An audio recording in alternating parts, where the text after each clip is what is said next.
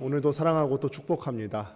오실 때 보니까 기침들을 많이 하시네요. 그러니까 각자 건강들 조심하셔서 이 주일의 특별 저녁 기도회가 또 은혜 가운데 잘 맞춰질 수 있게 되기를 바랍니다. 오늘 계속해서 우리가 예수님께서 만났던 사람들에 대해서 흔적을 쫓아보고 있습니다. 왜냐하면은 우리의 치유는 예수님을 만났을 때 일어났기 때문에 예수님을 만났던 사람들이 성경 역사 가운데서 어떻게 예수님을 만났고 어떤 일이 있었는지를 초점으로 통하여서 우리의 삶 가운데서 동일한 은혜와 축복이 넘치게 되기를 바랍니다. 오늘은 예수님을 만났던 사람들 시리즈에서 세 번째 시간이에요. 이방인들, 예수님께서 이방인들을 만나주셨죠. 이방인들을 만나주셨는데 오늘 말씀을 통해서 예수님께서 이방인들을 만나시고 어떻게 대하셨는지를 말씀을 통해서 함께 생각해 보려고 합니다. 우리 주님께서는 이방인들을 만나셨죠. 특별히 이 전문맥에 보시게 되면은 수로보니게 여인을 만나셨어요. 이방인들, 여호수아에 의해서 정복당하여만 했었던 그 가나안 여인, 그 가나안 여인이 수로보니게 여인이 주님께 요청했죠. 주님, 이 주인의 상에서 떨어지는 부스락이라도 나에게 주시면 안 되겠습니까? 하며 거지처럼 엎드릴 때 우리 주님께서는 그가 이방인이든 혹은 여인이든 어떤 상태이든 어떤 형편이든 상관없이 그를 온전히 받으시고 또 이 여인의 필요를 채워주신 줄을 믿습니다. 그리고 그 복음이 오늘 우리에게도 해당이 되는 거죠. 수로보니게 여인도 이방인이었다면 오늘 우리도 이 복음을 받았던 우리도 이방인이지 않았습니까? 이 이방인인 우리에게도 그 복음이 이르러서 오늘날에도 우리를 주님께서 만나주시고 우리를 구원으로 이끌어 가시는 줄을 믿습니다. 우리 주님께서 갈릴리 북부 도시 게네사렛 가버나움에서 출발해서 두로로 올라가시게 돼요. 이전 여정을 살펴보면은 두로로 올라가시고 두로에서 시돈 땅으로 가셔서 시돈 땅에 있는 수로보니게 여인을 만나시고 이적을 행해 주셨습니다. 그리고 그 시돈 땅에서 아마 동쪽으로 돌아왔나 봅니다. 동쪽으로 돌아와서 그리고 이적을 행하신 이후에 오늘 이 자리에서부터 말씀이 시작이 되어지게 됩니다. 예수께서 거기서 떠나사 갈릴리 호숫가에 이르러 산에 올라가 거기 앉으시니, 마태는 예수님께서 어디에 앉으셨는지 이 산에 대해서 너무 간략하게 언급을 했습니다. 그런데 같은 본문을 두고 마가는 조금 더 상세하게 기록을 하게 되는데 마가복음 7장 31절 확인해 보도록 하겠습니다. 예수께서 다시 두로 지방에서 나와 시돈을 지나고 데가볼리 지방을 통과하여 갈릴리 호수에 이르시매. 마가가 성령의 영감을 따라서 이 성경을 기록할 때 특별히 데가볼리라고 하는 지역을 이 성경 말씀 가운데 기록해 두었습니다. 데가볼리 지역의 특성을 우리가 알 필요가 있는데, 데가볼리 땅은 이스라엘 땅, 가나안 땅에 있지만 이 팔레스타인 땅에 있지만 이 지역은 굉장히 이방화되어 있는 곳이었어요. 이 유대민족은 돼지를 부정한 동물로 취급을 해서 돼지를 키우지 않거든요. 그런데 이 데가볼리 지역에서는 돼지가 차고 넘칠 만큼 굉장히 많이 있었죠. 한마디로 데가볼리 지역은 가나안 땅에 있기는 있었지만 지역적으로는 그렇게 가나안 땅에 있었지만 이방인의 도시였다, 이방화된 도시였다. 우리가 그것을 알 수 있습니다. 주님께서는 이방 땅으로 올라가셨어요. 두로와 시돈, 거기서 수로보니게 여인을 만나셔서 동쪽을 지나셔서 어느 한 산에 앉으신 거죠. 이거를 지도로 한번 보실까요? 우리가 우리나라 지도는 아는데 유대 지역은 지도를 잘 모르기 때문에 이게 쉽게 그려지지 않습니다. 먼저 지도를 보시게 되면은 게네사렛에서 출발해서 이방 땅 두로와 시돈, 거기서 수로보니게 여인을 만나시고 이적을 행하시고 아마 동쪽으로 돌아서 데가볼리까지 내려오셨습니다. 거기서 갈릴리 호숫가에 이르러서 한 산에 앉으신 것 같습니다. 예수님은 지금 의도적으로 이방인 지역을 다니고 계세요.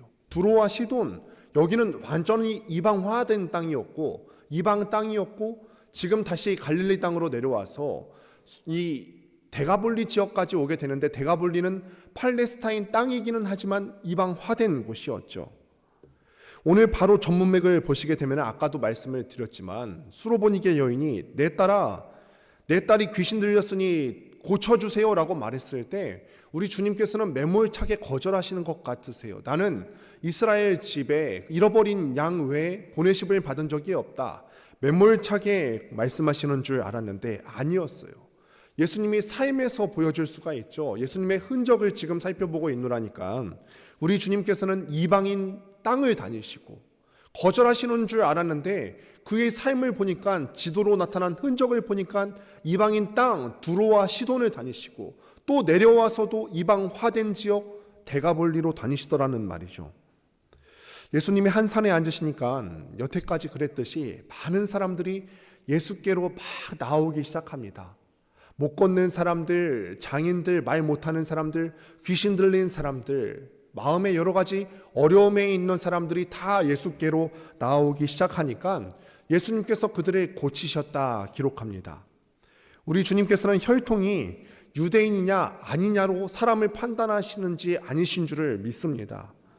예수님은 더 적극적으로 유대 땅만 다니실 뿐 아니라 오늘 흔적을 통해서 확인하셨듯이 이방 땅에도 가셨고 내려오셔서 이방 화된 도시 데가볼리 땅을 다니시면서 혈통을 따라서 구분하시는 것이 아니라 오로지 당신의 긍휼히 여기시는 마음을 따라서 사람을 치유하시고 또 채워주시고 구원으로 이끄시는 줄을 믿습니다.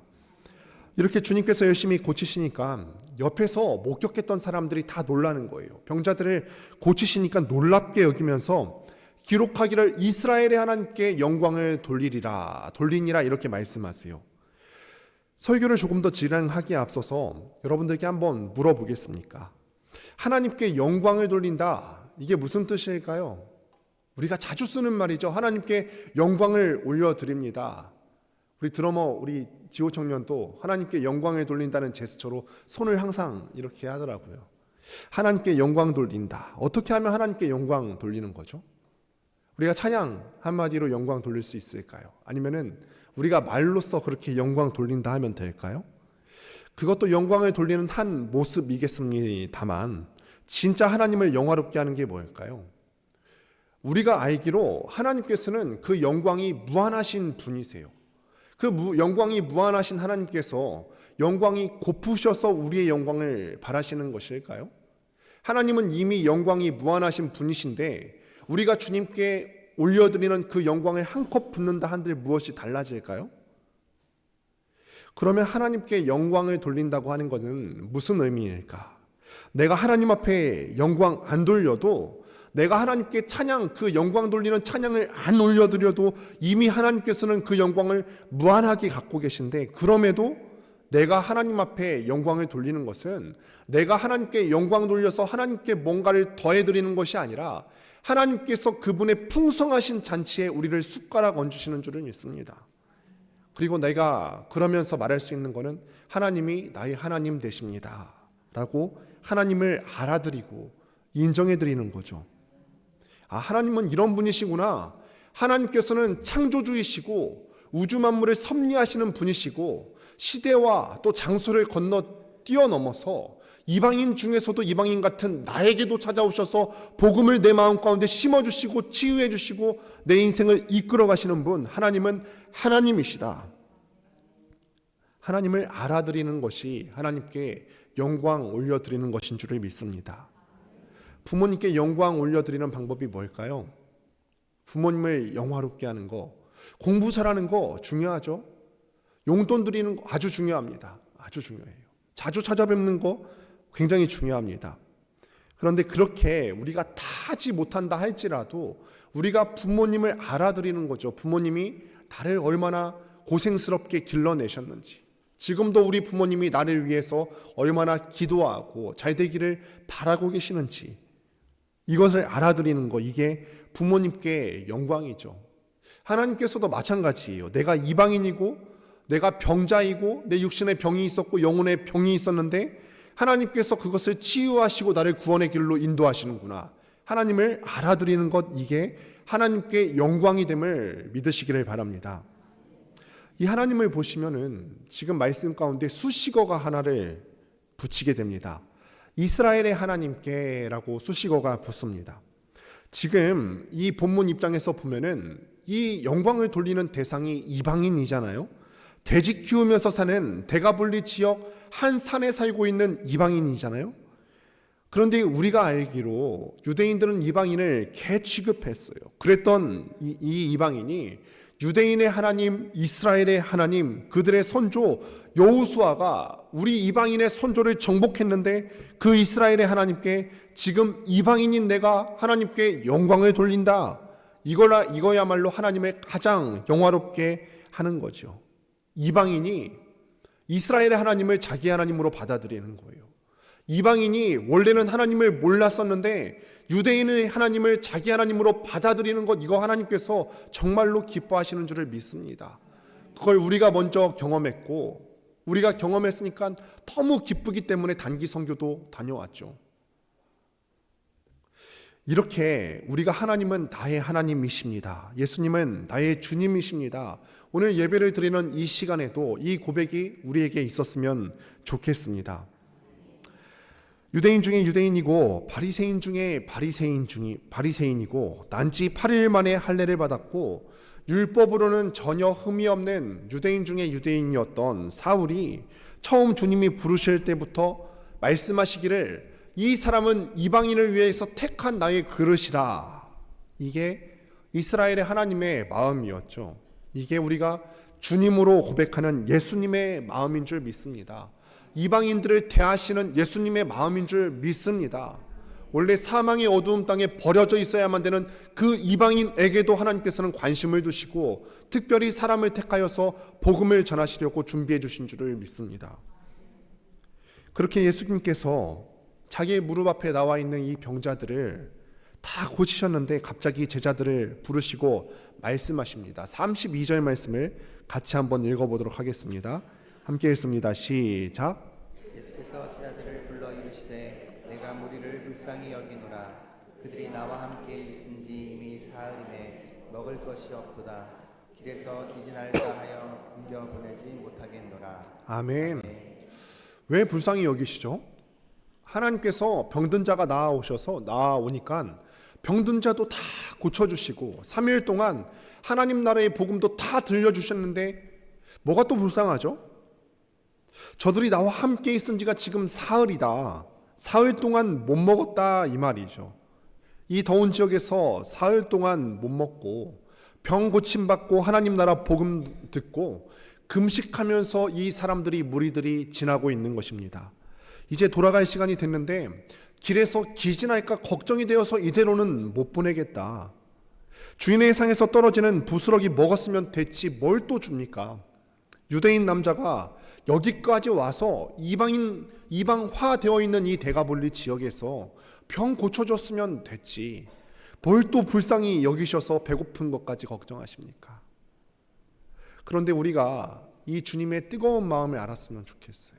이게 복음이잖아요. 복음은 환대하는 거죠.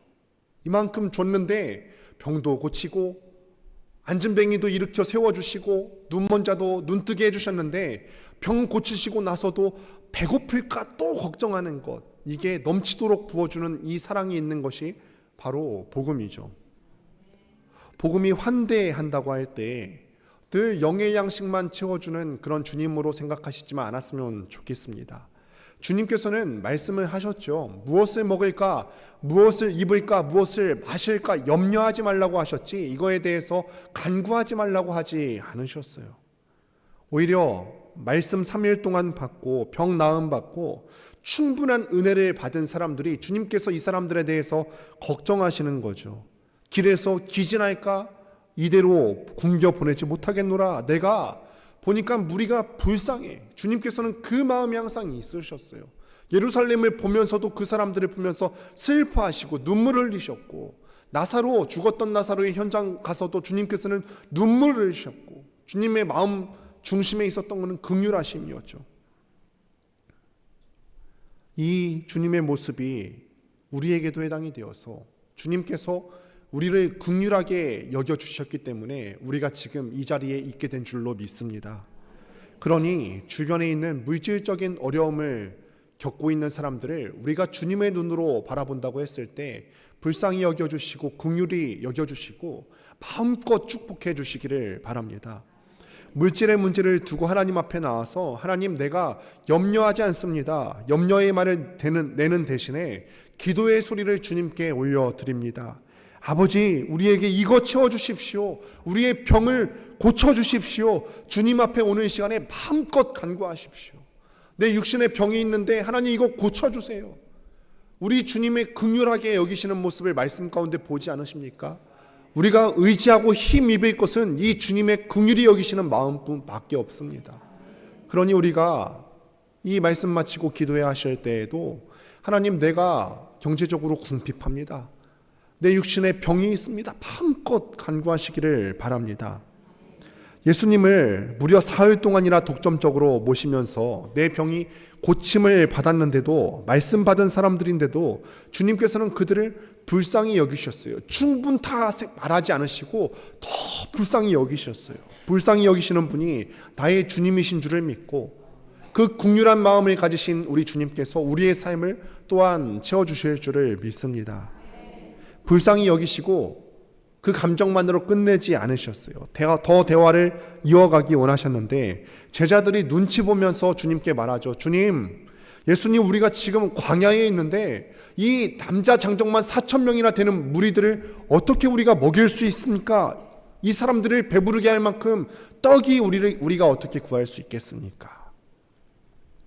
합리적이고 현실적인 말이에요. 이 광야에 지금 남자만 4,000명인데 어디서 다 구해서 먹이겠습니까? 합리적이고 현실적이고 논리적인 말입니다. 그런데 문제는 이 합리적인 말이 예수님의 마음과 같이 가고 있지 않다는 거죠. 그러니 우리가 합리적이라고 생각할 말들을 뱉기 전에는 항상 고민하셔야 되죠. 내가 합리적이고 논리적이라고 생각하는 이 말을 뱉을 때 나의 이 말이 예수님의 마음과 같이 가고 있는가?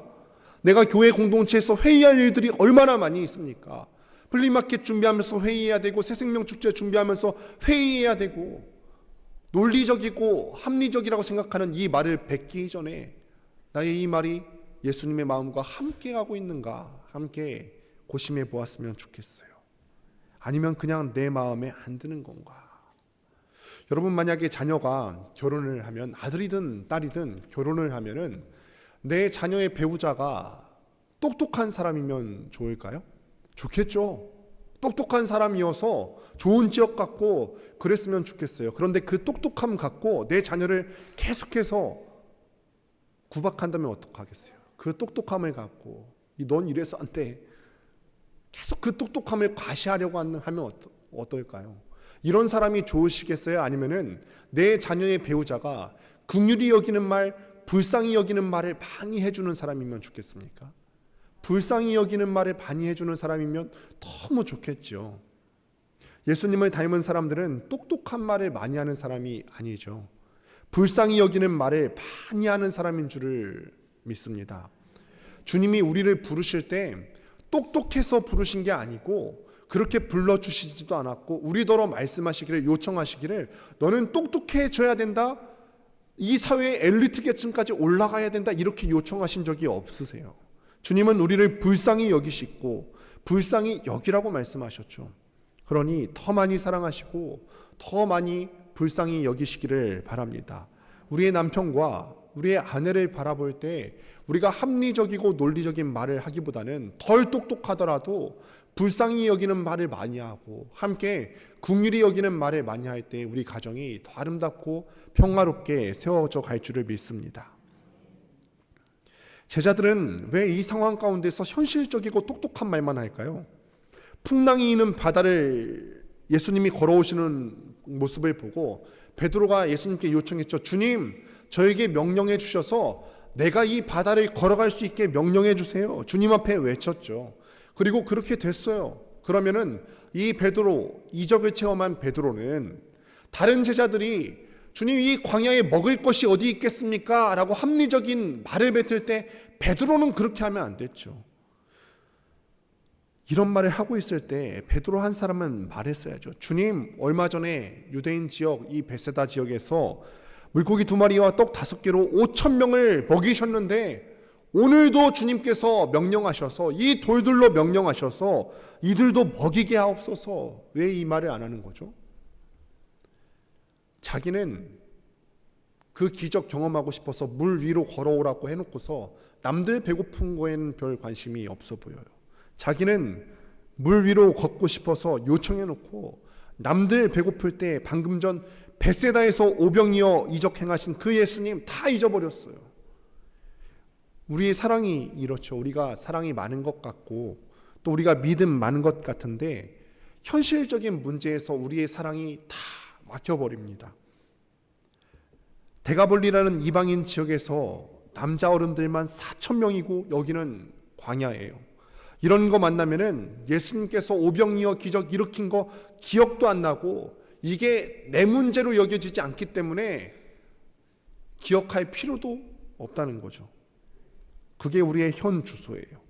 원래 믿음은 그렇죠. 처음 성령께서 내게 오셔서 내가 예수 그리스도를 구주로 처음 영접했을 때는 매우 뜨겁고 무엇이든 바칠 수 있을 것 같은데 이게 천국까지 영원히 가리라는 보장이 없죠.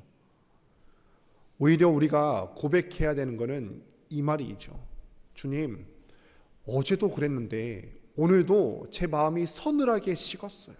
그런데 서늘하게 식은 이 자리에서 다시 한번 나를 세워주옵소서. 내가 이 믿음이 일정하게 뜨겁게 유지되지 않고 어제도 그랬듯이 오늘도 서늘하게 식었는데 이 서늘하게 식은 이 자리에서 나를 세워주세요. 주여, 그때 내가 물 위 걷는 거에 실패했지만 오병이어 사건을 보고 깨달았습니다. 주님은 이들을 불쌍히 여기신다 하셨으니 돌을 가지고도 떡을 만드실 수 있겠습니다. 주님의 능력을 우리에게 부어 주옵소서. 이번 한 주간도 우리가 그렇게 고백하며 우리의 삶을 살 수 있게 되기를 바랍니다. 우리 주님께서는 불신앙적인 말을 들으시고 대답하시죠. 너희에게 떡이 몇 개나 있느냐? 오병이어 때가 똑같아요. 왜 이렇게 말씀하시죠? 그냥 간편하게 본인께서 당신께서 그런 능력이 있으시면은 당장 그냥 돌로 떡을 만들어서 먹이시면 되는데 왜 주님께서는 제자들에게 너희에게 떡이 몇 개나 있느냐 말씀하시죠? 제자들이 진짜 이적의 의미를 알게 하도록 위해서죠. 이적으로 인해서 생긴 떡만 먹고 배부르는 데서 그치는 것이 아니라 이 이적을 일으킨 분이 누구신지 알아야 된다. 이 이적을 일으키신 이가 하나님이시다. 그래서 하나님을 하나님으로 알아라. 그렇게 영광 받으시기 원하셨던 거죠. 이적의 도구로 쓰임 받도록 그들을 초청하신 거예요. 아까도 말씀을 드렸지만 우리는 하나님 나라를 위해서 뭔가 할 수 있는 존재라고 생각하시면 안 돼요. 주님께서 우리를 봉사하도록 하시고 뭔가 하도록 하신 것은 우리가 뭔가를 해서 하나님께 무언가 더해지는 것이 아니라 하나님께서 이미 무한하신데 그 무한하신 잔치집에 우리더러 숟가락을 얹게 하신 거죠. 너희도 천국잔치 맛을 봐라. 부족해서 그러신 것이 아니라 우리더러 그 기쁨을 맛보도록 그렇게 해주신 거죠. 그래서 오늘 이 시간에도 예수님께서 제자들에게 요청하신 거죠. 너희에게 떡이 몇 개가 있느냐? 떡 7개와 작은 생선 2마리가 있습니다. 이걸로 4,000명 먹일 수 있을까요? 그럼요, 먹일 수 있죠. 이전에 벳세다 지역에서도 남자 장정만 5,000명을 먹일 수 있는데 4,000명 먹일 수 있죠. 그러셨던 것처럼 오늘도 축사하시고 제자들에게 떡을 건넸고 제자들은 떼어서 4,000명에게 나누기 시작했습니다. 그리고 그들이 다 배가 부르게 먹었고 남은 것을 거두었더니 7광주리에 가득 차게 거두었다. 은혜는 이렇게 우리에게 날마다 넘치는 줄을 믿습니다. 우리 주님께서는 부족하게 해주시는 분이 아니신 줄을 믿습니다. 우리가 그 현장에 있습니다. 벳세다 광야에서 오병이어의 떡을 부지런히 날랐던 베드로의 손, 이 데가볼리 지역에 있었던 한 산에서 칠병이어를 부지런히 이방인에게 날랐던 이 베드로의 손은 예수님께서 승천하시고 열흘 후에 성령께서 임하신 이후에 이 베드로의 손이 전혀 새로운 손으로 변하게 해주십니다. 기도 시간이 되어서 베드로가 성전 미문을 지나서 기도하러 가는 중이었는데 거기서 이 베드로의 손은 완전히 달라진 손이 되었음을 보여주십니다. 말씀을 확인해 보도록 하겠습니다. 사도행전 3장 6절과 7절 말씀 같이 한번 읽어보도록 하겠습니다. 시작. 베드로가 이르되 은과 금은 내게 없거니와 내게 있는 이것을 내게 주노니 나사렛 예수 그리스도의 이름으로 일어나 걸으라. 잡아 일으키시니 발과 발목이 곧 힘을 얻고. 아멘. 베드로가 이르되 은과 금은 나한테 없다. 늘 없었던 것 같아요. 베드로는 무언가 늘 없었어요. 베세다 광야에서도 사람들에게 나누어 줄 만한 풍성한 것들이 없었고, 오늘 말씀 본문 가운데 나타나는 칠병이어 사건, 이 광야에서도 베드로는 없었고, 사도행전에서 베드로가 기도하러 성전 미문에 올라갈 때에도 이를 도와주실 예수 그리스도께서는 이미 승천하시고 육신적으로는 베드로와 함께 계시지 않으셨죠. 그러나 베세다에서 오병이어 사건을 일으키실 때나 데가블리에서 칠병이어 사건을 일으키실 때나 지금 베드로가 성전 미문에 가서 안전뱅이를 일으킬 때 자신에게 있는 것이 있었어요. 바로 우리를 불쌍히 여기시는 예수님의 이름인 줄을 믿습니다. 이거를 베드로가 믿었어요. 나사렛 예수 그리스도의 이름으로 명하노니 일어나 걸으라 하고 오른손을 내밀었겠죠. 그랬더니 병자도 오른손을 내밀어서 맞잡습니다. 이거를 잡아 일으키니 발과 발목이 힘을 얻었다. 원래 이렇게 능력이 있는 손이 누구의 손이죠? 하나님의 손이죠. 예수님의 손이에요. 우리 주님의 손입니다. 그날 베세다에서 오병이어 사건 때 그 떡을 나누어 주셨던 그 예수 그리스도의 손, 데가블리 지역에서 칠병이어 사건을 일으키실 때 떡을 나누어 주셨던 그 예수님의 손, 그리고 갈보리 언덕에서 십자가에 못 박혀 돌아가실 때 우리를 위해서 피 흘려 주셨던 그 예수 그리스도의 그 손. 그런데 베드로가 예수님을 믿었더니 믿는 베드로의 손이 주님의 손이 되어질 수 있도록 하나님께서 역사해 주셨던 거죠.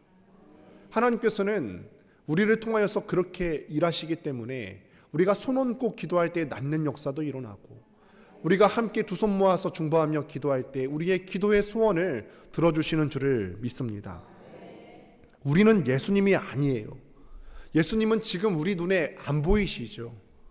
그러나 나에게 그날 베세다와 데가볼리 광야에서 유대인과 이방인 모두를 불쌍히 여기셨던 그 주님의 손이 오늘 이 시간에 말씀 마치고 기도해야 할 때도 우리가 두 손 모을 때 주님께서 우리와 함께 하시는 줄 믿습니다. 주님의 손이 우리와 함께 하시는 줄을 믿습니다.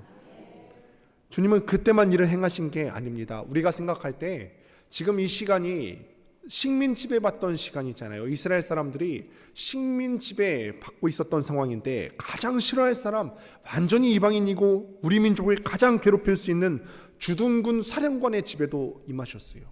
주님께서 사람을 참 긍휼하게 여기셔서 두로와 시돈, 그리고 완전하게 이방화되었던 데가볼리 지역까지 가셔서 긍휼하게 여기셨는데, 유대인이었던, 혈통적으로는 유대인이었던 그 예수님은 자기의 적국과도 같았던 이방인 주둔군의 사령관도 불쌍히 여기셨어요.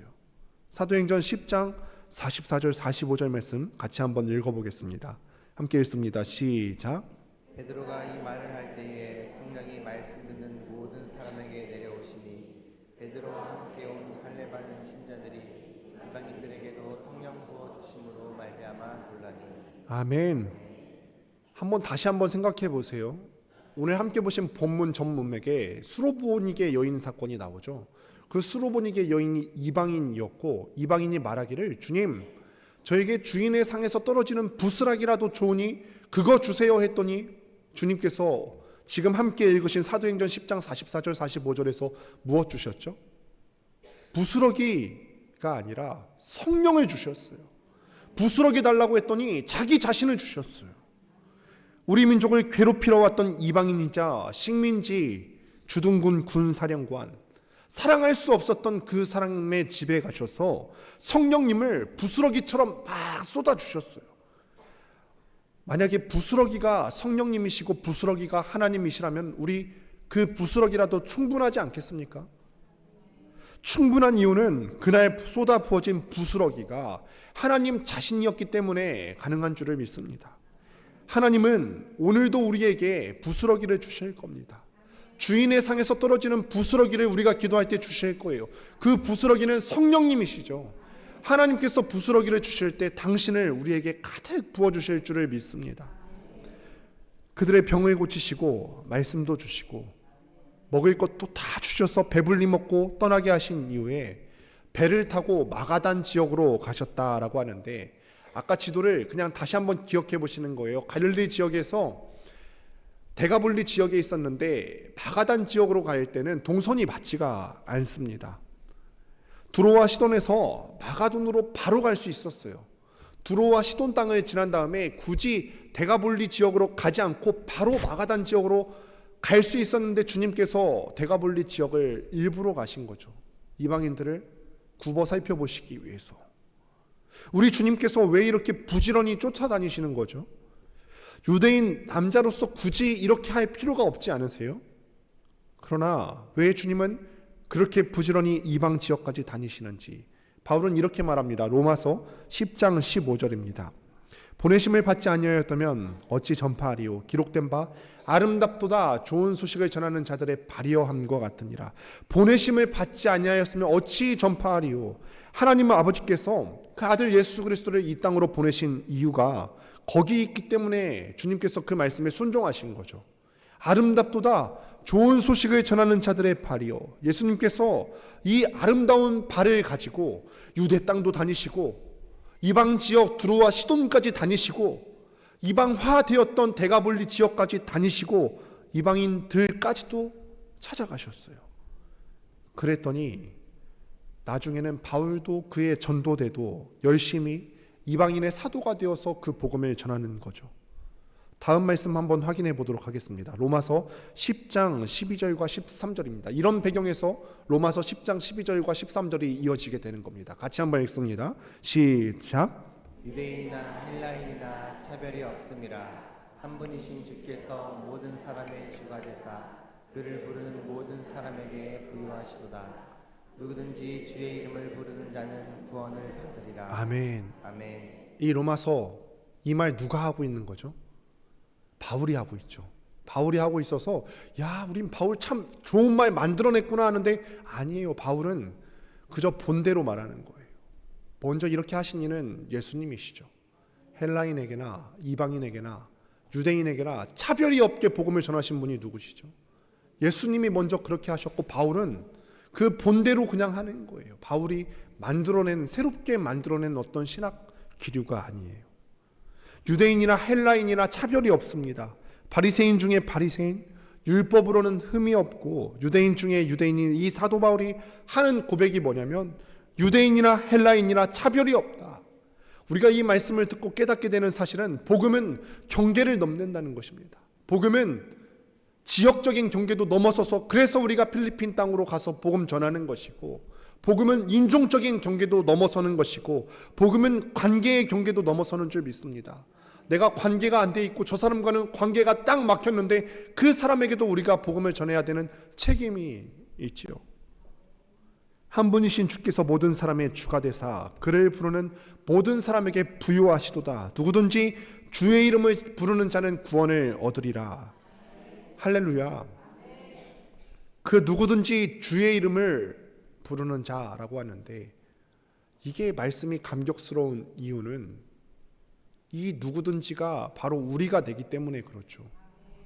이 말씀을 받을 때에는 단지 로마 제국 내에 있었던 이방인들을 지칭하는 것으로 여겨지지만 시간과 장소를 건너뛰어서 누구든지 주의 이름을 부르는 자에서 누구든지는 바로 저희고 여러분이죠. 베세다 광야의 배고픈 인생들에게 하나님 나라의 비밀을 알리시고 그들의 육신의 필요를 채워주셨던 그 예수님, 대가볼리 지역에서 하나님 나라의 비밀을 알려주시고 그들을 배부르게 하셨던 그 주님의 손, 그 손이 성전 미문에 앉아 있었던 안진뱅이를 일으키시는 주님의 손이 되었고 또 그 손이 오늘 우리를 배불리시고 하나님 나라의 비밀을 가르치시고 오늘 우리 가운데 무너진 사람들이 있다면 그 주님의 손이 오늘 우리를 일으켜 세워주실 줄로 믿습니다. 우리 주님께서는 베들레헴으로 보내주셨고 그리고 북부 나사렛으로 옮겨가셨고 가버나움에서 활동하시다가 이방인 지역인 두로와 시돈 땅을 다니시고 대가볼리 지역으로 가셨다가 마침내 예루살렘 갈보리로 가셨죠. 그리고 그 피가 오늘 우리를 배불립니다. 말씀을 맺습니다. 우리가 이 이야기를 남의 이야기처럼 듣고 계셨다면 아닙니다. 이방인, 주님께서 만나셨던 이방인이 바로 우리죠. 우리는 이방인처럼 개처럼 살아가고 있는지도 모릅니다. 스스로 생각할 때 참 우리는 부족한 인생이다 라고 생각할런지도 모릅니다. 그러나 그런 우리를 주님께서는 긍휼하게 여기시고 당신의 살과 당신의 피를 십자가에서 찢고 십자가에서 흘리셔서 우리를 먹이시고 배부르게 하시는 분이신 줄 믿습니다.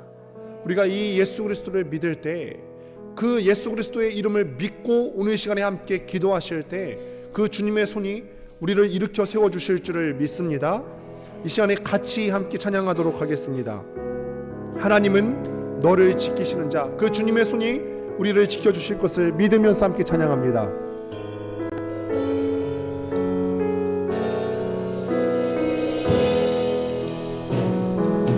하나님